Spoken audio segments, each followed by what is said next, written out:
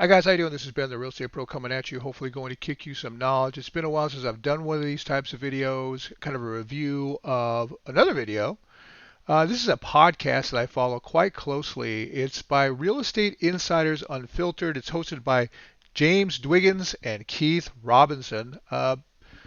Industry insiders, pros, been in the business a long time.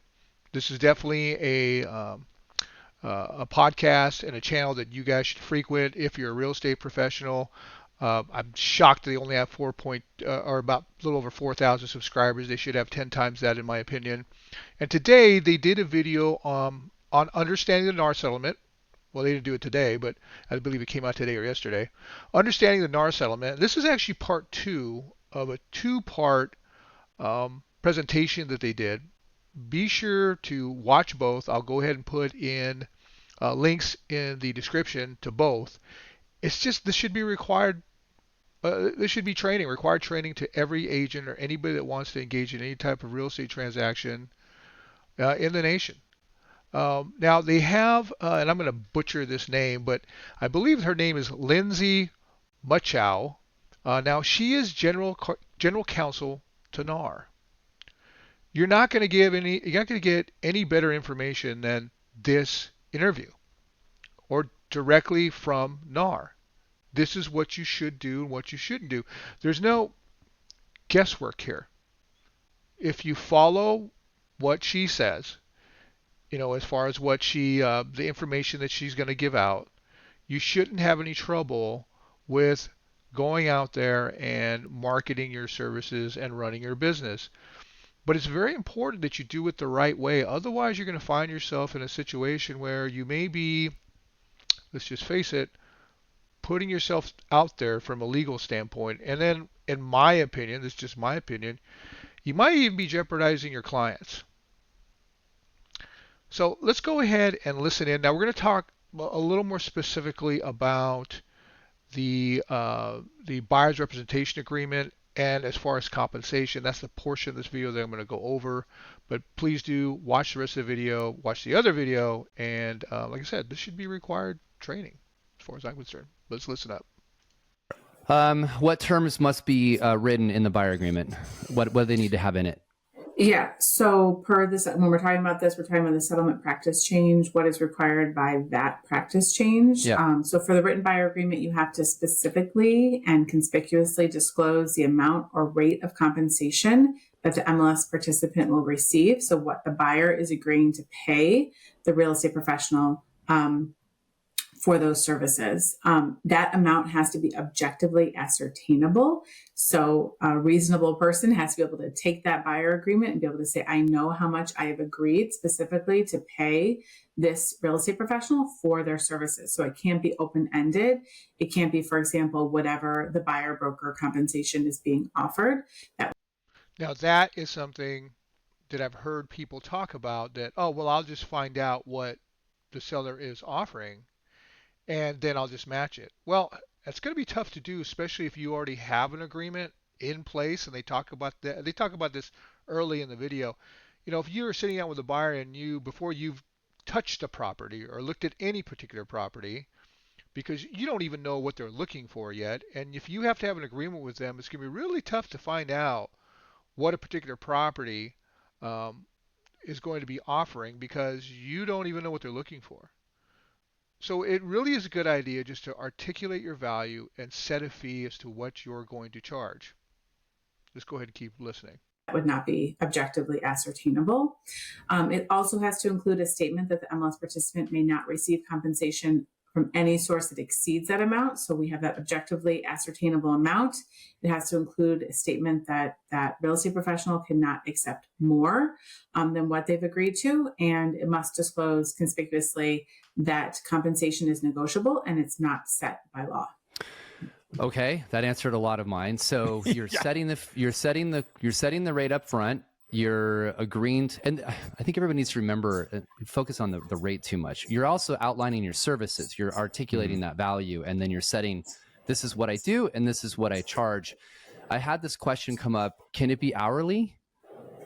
Yeah, you can agree. I mean, the settlement does not dictate any terms beyond what I just told you that need Got to it. be in there. So if you want to work hourly, You a could set a flat flat rate, fee. Yeah. percentage, all Okay. of that is up to the real estate professional, the brokerage, to decide what works for their business model and how they want to compete. Okay. Can the agreement be for one home, multiple homes, 1 day, 1 week, 1 month? Yeah. So the settlement does not limit the types of arrangements. Again, going back to that compensation or competition. So, however, a brokerage wants to compete, they can absolutely do that. They can have an agreement for one home, multiple homes, 1 day, 1 week, 1 month, as long as you have those required provisions in that written buyer. Okay. Now, what's interesting, I probably paused it at a bad spot, but what this says to me is that there's still room for a lot of creativity in a lot of these agreements. I'm certainly going over some creative solutions that I'm going to be offering to my clients, and I'm also seeing some creative solutions and creating offerings by other brokers out there that are very interesting. And I may incorporate some of those things myself, but I just think that if you listen to what Leslie here has to say, is that it's not so much it's not limiting the creativity. It's just limiting how you're compensated and how you have to disclose that compensation. Okay. Agreement. I'm assuming exclusive and non-exclusive is another negotiable term. So Yep. same They thing. can, Okay. a buyer can enter into a non-exclusive or exclusive. Just to make sure, because I think this has come up a lot, you can't have a range of fees. It has to be specific. Yep, that's right. A range of fees would not meet that objectively ascertainable standard. It cannot be open-ended, so it really needs to be explicit. So it can't be like I think like she said before, it can't be like whatever the buyer or the seller is offering. It's got to be explicit and objectively ascertainable. And what that means is there's no ambiguity. It's this is the amount, this is the percentage, this is the maybe dollar amount or amount per hour, and it's not. There's no ambiguity to it. It's this is what it is, and this is what we're going to stick with. Can you give us examples of what you can have in it? Like specifics of like what you cannot do is this? Since everyone's trying to figure this out. So we're trying to get the what to do and then like, don't do this too. So Yeah.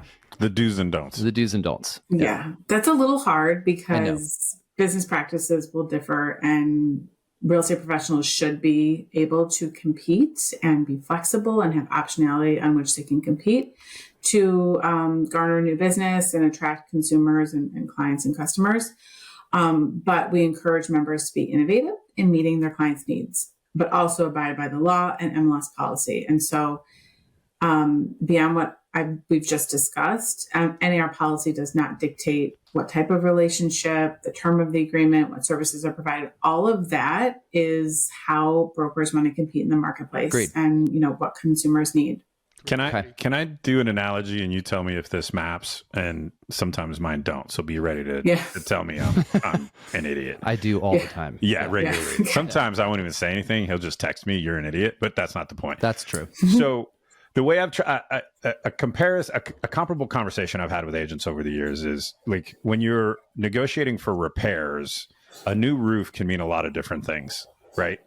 But 15 grand is always 15 grand. Mm-hmm. And so the more specificity that you can put into this, right?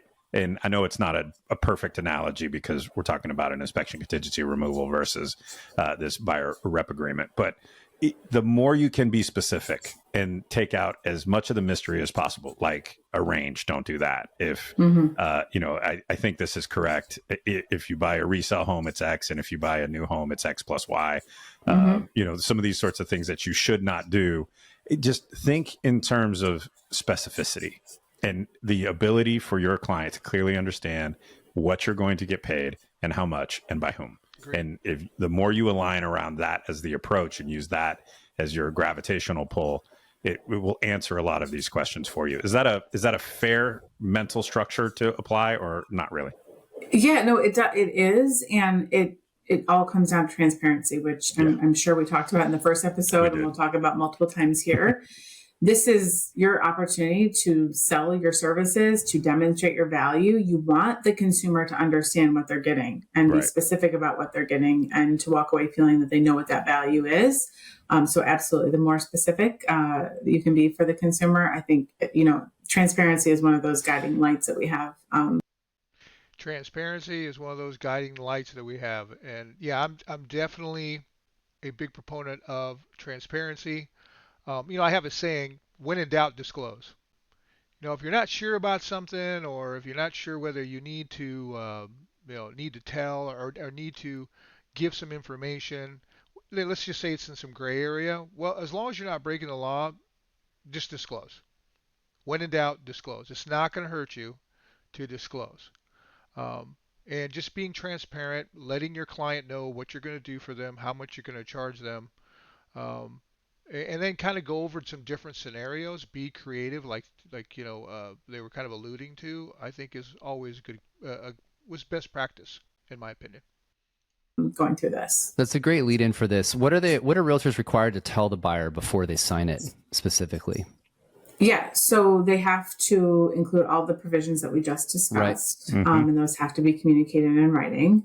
But additionally, the Code of Ethics, specifically Standard of Practice 1-13, requires that members advise on cooperation, compensation, dual agency, and confidentiality. So use that initial conversation when you're entering into that agreement and you're mapping out what the scope of your engagement is with that consumer, to have all of these conversations around what the services and compensation and value that you bring.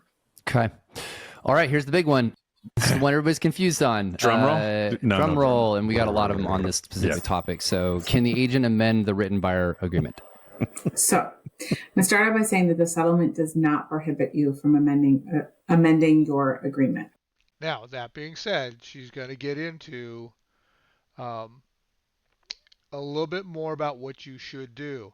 Because I've had conversations with people about, oh yeah, I'm just going to amend my agreement later on to match whatever compensation I'm getting from the seller, or they're going to increase it later on. And like I said, there are some things, some key things that she's going to say here that everyone should listen to. I know this is a point of confusion for members, lots of questions, but I want to be very explicit. The settlement does not speak to amendments, so it does not prohibit amendments. And so it's hard to really answer in the abstract when an agreement can be amended. It's going to be very fact specific. Okay. And I think here our guiding lights are acting again in good faith. And where an amendment is contemplated, you need to be sure that there is a business justification for that amendment. It should not be simply for the purpose of matching an offer of compensation. There needs to be a business justification. So what does that mean? It could look different, as I said, fact specific, circumstance specific. Did you, for example, contemplate that this was going to take a month, but it ended up taking a year and a half? Did you contemplate viewing one home, but you ended up touring 100 homes? Those are some examples of potential ways that there might be a justification to go back to that buyer and ask them to amend. And with all of this, you have to remember that this is not a unilateral amendment. The buyer would have to agree to that amendment. And in discussing that with the buyer, you want to make sure they understand what you're asking of them and their options when it comes to increasing compensation. We could also be talking about decreasing compensation, right? So you could be going to a buyer and saying you want to amend to lower the compensation. So I think, I'll just end there by saying, make sure you're working in good faith. This is not to circumvent the practice changes. It cannot and should not solely be for the purpose of matching compensation, and consider what the business justification is for that amendment. And then last, state law. You want to know what your state law says about contract enforceability and whether or not that amendment would be enforceable. So yeah, I want to leave it there, guys, because I really do. I don't want to play too much of this podcast, because I want you to go there and watch the rest of it, watch the other one, like I said before. But I think that portion there answers a lot of questions, because like they said, this was the big question that was out there as far as amending buyer broker agreements with your buyer. And in my opinion, doing things that are unethical like finding out later that you can make more money or get more money because you found out that the sellers were willing to provide more cooperative compensation, uh, and you really shouldn't do that. So whatever you agreed to, that's what you're being compensated for, or that's what you're going to be compensated. If there is an amount above that, you can't do that solely because you're trying to match whatever the seller is offering. There's got to be some type of business justification in order for you to be able to do that. So, and they'll say this in the video is, guys, there's no reason to try and make a workaround or just, I'm sorry, try and be not unethical. Because if you're thinking that way, if you're, you have to be looking out for the best interests of your client. If the seller is putting money on the table and you've already established what you're being paid, and if it's within the scope of what you guys agreed, if there's money on the table, you need to make sure your client gets an opportunity to take advantage of that situation. If a seller is, I don't know, if a seller just wants to go ahead and put out there that they're willing to pay a certain amount and give you a certain amount of money, but you've agreed to something lesser, it's your duty to figure out, hey, how can my client take advantage of this? Maybe we can convert it to seller concession. Or maybe they can just lower the price. That's what we should be doing, advocating for our client. But unfortunately, there just are a lot of agents out there that don't see it that way. They have this entitlement mentality, like they're entitled to this money. It's theirs. And unfortunately, our current system this is just my opinion, our current system just doesn't advocate for us taking care of our clients. It's really set up really for us to take care of other agents. And if you don't believe me, you can watch, there's a myriad of trainers that you can go out there and watch on YouTube, and you'll find kind of a common theme. A lot of it is just to take care of the agent, and the client is just kind of secondary. I hate to say that, but it's the truth. Well, anyways, guys, this has been the Real Estate Pro. Hopefully this helps you, and we'll talk to you next time.